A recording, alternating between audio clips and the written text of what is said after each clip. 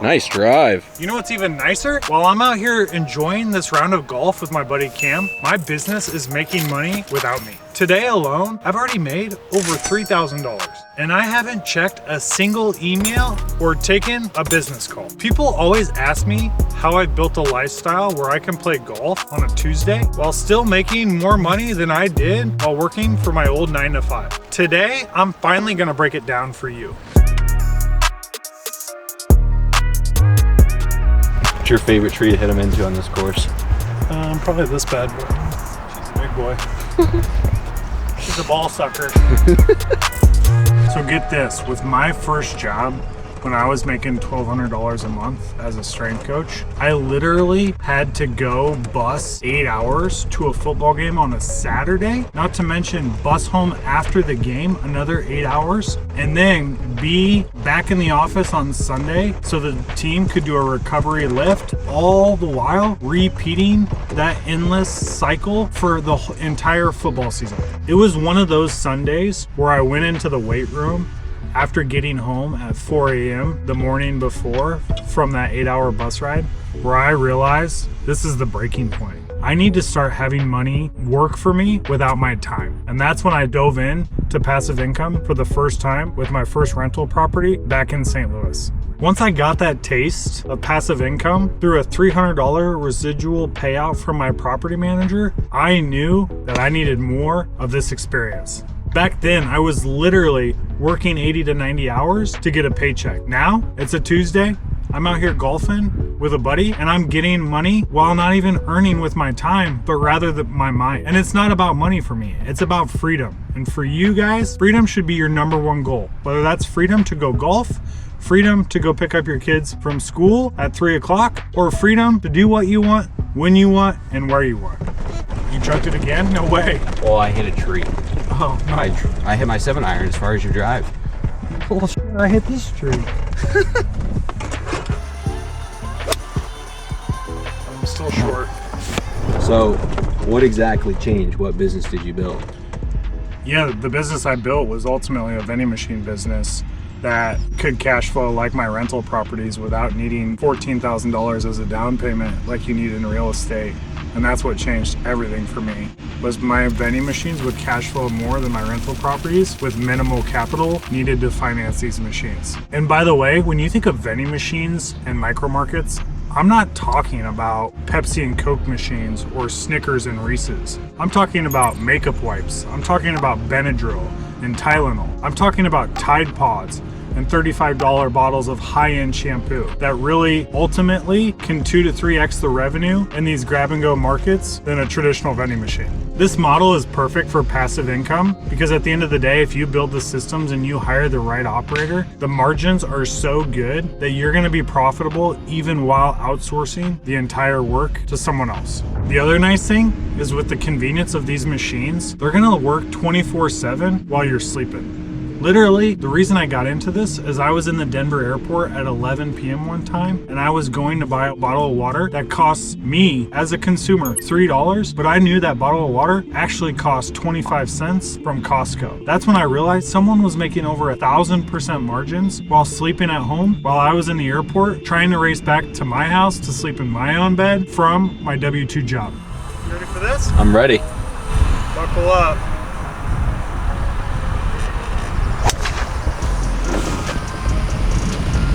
Hold on, buddy. She's still going. Still going. I did not see where that went. All right, so I'm golfing with Cam right now, and there's nothing passive about his golf swing. There it is. That was a beauty. But don't you have to stock the vending machines yourself? Well, I always recommend you want to stock the machines yourself for the first time because you can't delegate something you don't know what you're delegating. But after 3 months of my vending route, I created a checklist of all the processes that needed to be done with the route and ultimately hired an operator to run the route for me. So the big thing about building systems to make your vending route passive is to treat it just like a food log.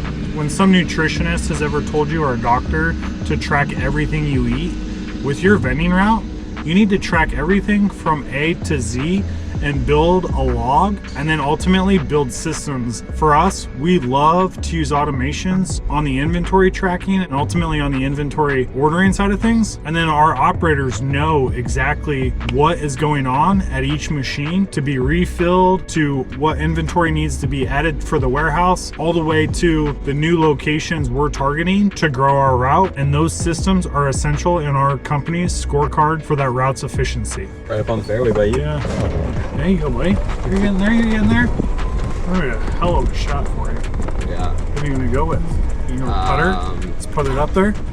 And ultimately, when scaling and making your route passive, your most important piece is hiring the right person to operate the business. And that's essential to having success because that's someone you can trust when things don't go according to plan to ultimately keep that route humming along and make it passive for you. I mean, think about it. We're out here golfing on a Tuesday and I literally can look at my phone and see what machines did for sales today, what things are empty in the machines, and then what our route is doing to restock those machines in real time right here on this phone. Crazy. This is what's so cool about unattended retail and the future of vending is the future is now, and the vending of the 1980s and the 2000s is not the vending of the 21st century in 2025. Ready for me to make this? Yeah, I'm ready. All right, here we go. This is how it's done.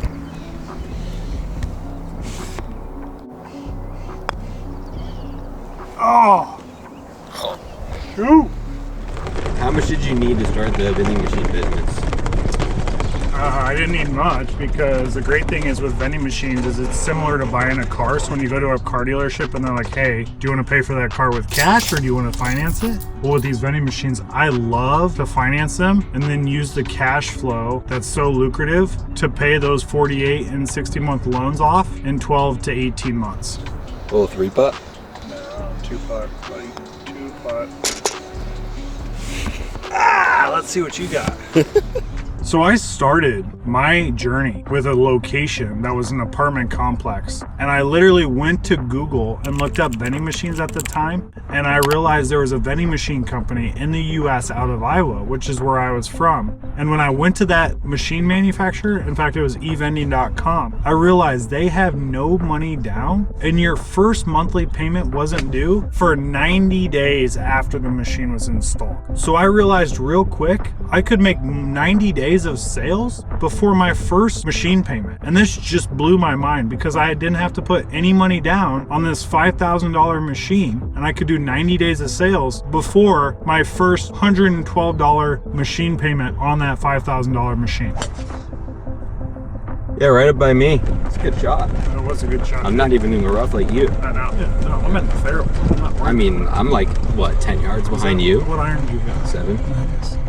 10 yards, Imagine if you could 20 actually yards. hit a 5-iron. I know. I'd be blowing past you. So that financing experience I had with no money down on that machine from eVending is what opened my eyes to the whole idea that that machine was cash flowing the same exact amount as my rental property that required $14,000 down, which was 20% down on the value of the home at the time, which was 70 grand. So I literally was cash flowing the same exact amount of profits with no money down compared to my rental, which required 14 grand down. And that's when I realized real quick the scalability of vending from a passive income perspective. The beauty with vending is it doesn't matter how nice or modern your machine is. It matters about how good the location is. And this is why it's so important to think back to the foot traffic of the location. Is it an urgent care that's open on the weekends? So you have 7 days of foot traffic and 7 days of sales? Or is it an office where people work remote on Monday and Friday?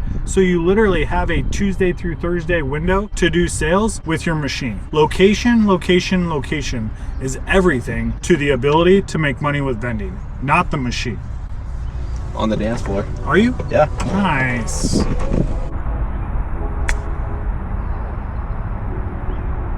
Take some notes, buddy. Take some notes. That looks like a 3-putt right there. Come on down. And the great thing with the cash flow from these machines is I just keep reinvesting the profits and the cash flow back into the business. So those 48 and 60-month loans on the machines that we financed, we've been able to pay off, in some cases less than a year, but most of the time we average between 12 and 18-month payoffs. So then after 12 and 18 months, that $115 to $175 payment based on interest rates has now gone away, and we're cash flowing even more out of those machines. No chance, no chance. Oh, nice pie. Oh, shut up. Oh, come hang out, buddy. Hey, you passed me. There we go. All right, here we go. We're both lying the same. Yeah. Cam gonna choke again. Mike's throwing in the towel early. Cam gonna choke? I don't know. I'm not throwing in the towel at all. Cam with a double bogey on the last hole. Mike with a triple 4-putt. What's the biggest challenge you faced with your vending machine business? The biggest challenge I've faced is ultimately the ability to build the systems to scale this thing. When I first started out, I wanted to be doing everything, and being able to say no was always the hardest thing, and really hiring an operator that you could trust and take the route and run it themselves. The biggest mistake I made early on, honestly, was buying a used machine off Craigslist as my first machine. I never want to be a machine mechanic. I want to make this route completely passive, and by buying that used machine, I realized real quick that it was going to break, and it did break. And ever since then, I buy new machines that are always under warranty, so if something does happen, I have someone to come and fix it without me doing it. The other thing you got to realize with vending, or just anything in business in general, is you got to have persistence. Persistence is what's going to make you successful. You're going to be told 7 out of 10 times when you do a pop-in that they're not interested in your vending machines, your micro markets, whatever. But that's okay, because those 3 out of 10 times are the 3 out of 10 times that are gonna lead to cash flow and opportunity for you to leave your W-2, for you to have a college fund for your kids, and for you to have the freedom to earn with your mind and not your time. The other thing is you gotta turn challenges into opportunities. When I started my vending route, there was a huge competitor in the marketplace here. But what I realized real quick is that competitor had all old school machines with old school products like Pepsi and Snickers, and I came to it with a completely different vibe of I want to do modern micro markets, modern smart machines, and offer items that were going to be bigger and better than just your normal Reese's and Diet Coke. You're not making this.